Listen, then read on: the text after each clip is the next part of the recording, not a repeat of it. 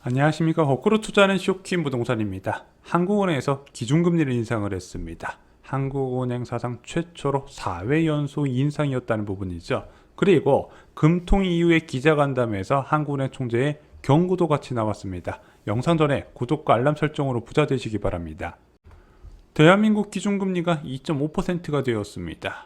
과거에 2.5%였던 기준금리 언제였나 봤더니 2014년 8월이었습니다. 이 당시에 서울 아파트 PIR 소득을 한 푼도 쓰지 않고 주택을 구입할 때 얼마나 걸리나 봤더니 7.5년이었거든요. 자, 그런데 현재 2021년 12월 기준 서울 아파트 PIR이 13.4로 늘어갔다는 부분이죠. 결국 소득 증가율보다 훨씬 높은 아파트 가격 증가세가 기준금리 인하로 나타났는데, 지금 금리가 급격하게 올라가면서 PIR 7.5대 수준만큼 금리가 올랐다는 거죠. 솔직히 이번 금리 인상은요, 누구나 예상이 가능했던 부분입니다. 채권 전문가들, 그 못 맞추는 채권 전문가 설문조사에서도 금리 인상 전망이 압도적이었죠. 25bp 인상. 왜냐면은 이미 한국은행 총재가 금리 인상 시나리오를 자세하게 공유했기 때문입니다. 자, 저희가 지난 8월 1일 날 영상을 하나 제작했었죠. 이때 한국은행 총재가 국회 기획재정위원회 전체회의에 출석해서 통화 경로를 밝혔어요. 이례적으로 자세한 계획까지 언급을 했다는 부분이죠.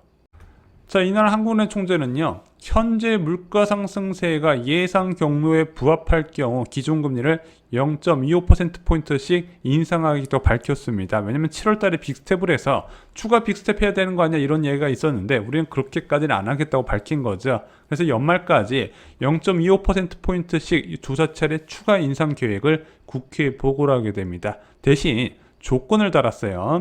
현재 6% 초반 수준의 물가가 유지가 되어야 되고, 이 물가가 10월 정점 이후에 하락세가 나타나야 된다는 조건을 달았다는 거죠. 자, 그리고 실제 7월 CPI 소비자 물가 상승률이 6.3% 정망치와 일치를 했고요. 국제유가가 그 이후에 꾸준히 하락하면서 물가 정점 기대를 높인 상황입니다. 그러다 보니까 기준금리를 이제 0.25%포인트씩 올해 두 차례에서 세 차례 정도 더 올리겠구나, 누구나 예상을 하고 있었다는 거죠. 그래서 실제 관심은요, 연말 금리가 아니라 내년 금리 경로였어요. 어차피 연말에 기준금리 최대 3%까지 올린다는 거는 다 아는 내용이었다는 거죠. 그래서 금통위 이후 기자간담회에 내년 금리 경로에 대한 질문이 굉장히 많았다는 부분입니다. 자, 먼저 기자간담회 내용을 요약 정리해 드리겠습니다. 제일 먼저 나온 질문이 바로 환율 부분이었어요. 최근 원달러 환율이 1340원대까지 치솟았잖아요. 2008년 금융위기 이후에 가장 높은 수치를 기록하고 있다는 부분, 그래서 이 환율 때문에 통화정책이 바뀌는 게 아니냐, 이렇게 질문하는 기자가 있었거든요. 그랬더니 이창용 원의 총재가 굉장히 자세하게 언급을 했습니다. 한국은행의 금리 결정은 환율 수준을 타켓으로 하지 않는다. 현재는 원화 약세가 아닌 달러 강세 상황, 그래서 대한민국뿐만 아니라 달러 대비 대부분의 통화 가치가 동시에 하락하고 있는 상황이라서 이것 때문에 통화 정책을 바꿀 이유는 없다고 이야기를 한 거죠. 그리고 일부 언론에서 1997년 IMF 외환위기 사태, 2008년 서프라임 모의 사태 등과 비교를 하고 있는데, 지금은 그런 것과 비교 대상이 아니다. 그래서 환율이 높아졌다고 통화정책 경로를 바꾸지 않겠다고 언급을 했습니다. 이거는 금요일 대통령실에서도 같은 내용을 발언을 했던 거예요. 자, 기자간담회 내용 두 번째는요, 물가 정점입니다. 기자들이 물어본 거죠. 물가 정점 언제일까요? 그랬더니 이창용 한국은행 총재가 당초 기대했던 3분기 또는 4분기 시기에 물가 정점이 좀 빨라질 가능성이 있다. 왜? 국제유가가 하락하면서 기대 인플레이션도 떨어지고 생산자 물가지수도 하락 추세거든요. 하지만 변수는 너무 많다. 왜? 현재 다시 국제유가가 90달러 중반 수준까지 상승했기 때문이다. 그런데 이창용 한국은행 총재는 이것을 답변하면서 일침을 가했습니다. 바로 물가 정점에 대해서 오해하는 것이 있는데, 물가가 정점을 찍었다고 통화정책에 큰 변화가 있는 것은 아니다. 예를 들어 6%대 물가가 5%, 4%대로 낮아진다 하더라도 기준금리 인하로 가거나 그런 식으로 전환된다는 건 아니라는 거죠. 물가가 정점을 찍고 내려와도 이 물가 수준은 상당 기간 동안 5%대를 유지할 가능성이 있다. 이것은 금리를 계속 올려야 되는 수준. 그래서 물가 정점 뜻이 이 물가 정점 찍고 내려왔다고 뭐 금리 인상을 멈추거나 이런 게 아니라 물가 정점을 찍고 내려와야 기존에 계획했던 통화 정책대로 금리를 인상할 수 있다는 부분이에요. 만약에 물가 정점이 찍히지 않고 계속 더 높게 올라간다면 예를 들어 25bp 올릴 거를 50bp 올리고 이런 식으로 더 강경해지거든요. 그래서 물가 정점에 대해서 잘못된 신호를 하지 말라고 이창용 한국은행 총재가 일침을 가했습니다. 그리고 긴축 종료를 위한 물가 수준도 언급이 있었는데요. 이창용 한국은행 총재가 기자간담회 중간에 물가가 3% 이하는 되어야 긴축을 멈출 수 있다 이렇게 이야기를 한 겁니다. 하지만 많은 기자들이 궁금했었던 내년 금리 경로 전망에 대해서는 언급을 회피했어요. 솔직히 이거 예상할 수 있는 사람은 아무도 없거든요. 그때 되어 봐야 안다는 거죠. 그때 원자재 가격 나와 봐야 되는데 이게 정치적인 이슈까지 엮이다 보니까 예상이 어려운 상황이에요. 자, 그리고 연말 금리 수준 빠지지 않고 기자간담회 질문으로 나왔습니다. 당연히 연말 기준금리 2.75%에서 3% 수준이란 시장의 기대가 합리적이다. 그래서 지난 금통위에서 했던 발언을 그대로 이어갔습니다. 제가 볼 땐 남은 금통위에서 모두 금리 인상할 가능성이 높다고 보고 있습니다. 10월달과 11월달에 있죠.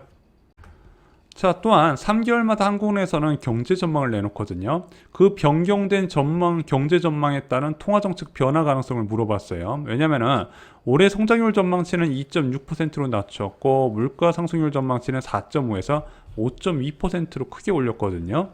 내년에도 성장률 전망치를 2.1% 수준으로 낮추고 물가 수준을 3.7%로 높였습니다. 물가 수준이 크게 올라가다 보니까 야 이거 금리 인상을 더 자주 해야 되는 거 아니야? 이런 이야기가 있는데 기존 한국은행 통화 경로에서 변경되는 것은 없다고 못을 박았습니다.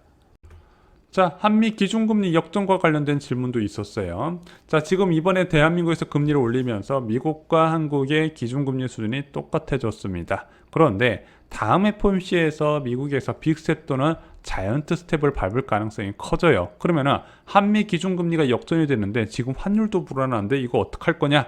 이렇게 물어봤더니 이창용 한국은행 총재는 과거 사례를 볼 때 한미 기준금리 역전은 1%포인트까지 벌어져도 괜찮다고 보고 있다. 그럼 이것을 다른 뜻으로 해석하면 야 1%포인트 초과해서 차이가 날 경우 통화정책 대응을 시사하겠다 이렇게 본다는 거죠. 그리고 좀 다른 이야기에서 나온 건데 이제 이게 금통위원한테서 나온 이야기래요.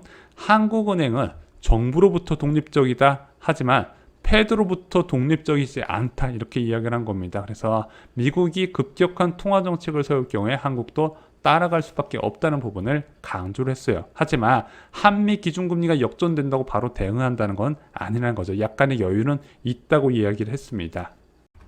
내년 한국 기준금리는요, 내부 요인보다 한미 기준금리 차이에서 더 많은 영향을 받을 겁니다. 이창용 한국은행 총재도 이야기했잖아요. 1%포인트 이상 차이가 안 될 것이다. 그러면은 미국에서 앞으로 더 강력한 통화 정책을 세울 경우에 좋든 싫든 따라 올리는 상황이 생기더라. 그래서 미국 기준금리 상단이 중요해진 거예요.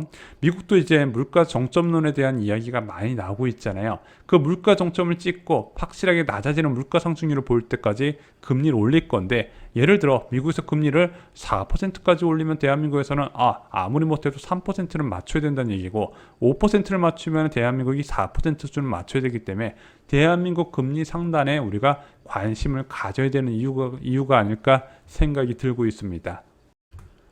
현재 너무 중요한 변수가 바로 국제유가입니다. 지금 그나마 미국이든 한국이든 물가 정점에 대해서 이야기를 할 수 있는 부분이 국제유가가 120불 수준에서 80불대 수준까지 하락했기 때문에 가능한 건데 지금 다시 올라갈 기미가 보이고 있어요. 특히 이번 겨울이 에너지 원자재 고비드가 될 것이다 이런 이야기가 많이 나오고 있죠. 이와 관련된 부분 너무 중요하기 때문에 저희가 다음 영상에서 좀 쉽게 정리를 드려보겠습니다. 여러분들이 부자가 되시려면요, 이 에너지 가격 흐름에 따라서 자산을 투자할 줄 아셔야 된다는 부분이 있죠. 자, 이번 기준금리 인상으로요, 한국 부동산 시장 침체는 이어질 것으로 보여집니다. 자, 금리 인상했던 날 한국 부동산은 8월 넷째 주 주간 아파트 가격 동향이 발표됐는데 전국 기준으로 매매 가격 지수 변동률이 마이너스 0.14%를 기록했습니다. 10년 만에 최대 하락을 기록했고요.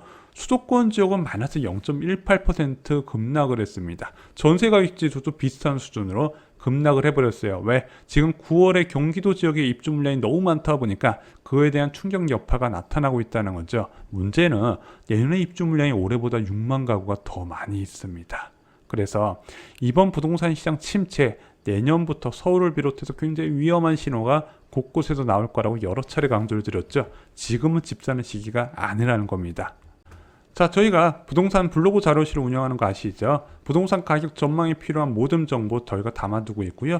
여러분들이 넣을 만한 분양도 입주자 모집 공고와 경쟁률까지 정리를 드리고 있습니다. 이상으로 영상 마치겠습니다. 좋아요, 구독, 공유 꼭 부탁드립니다. 감사합니다.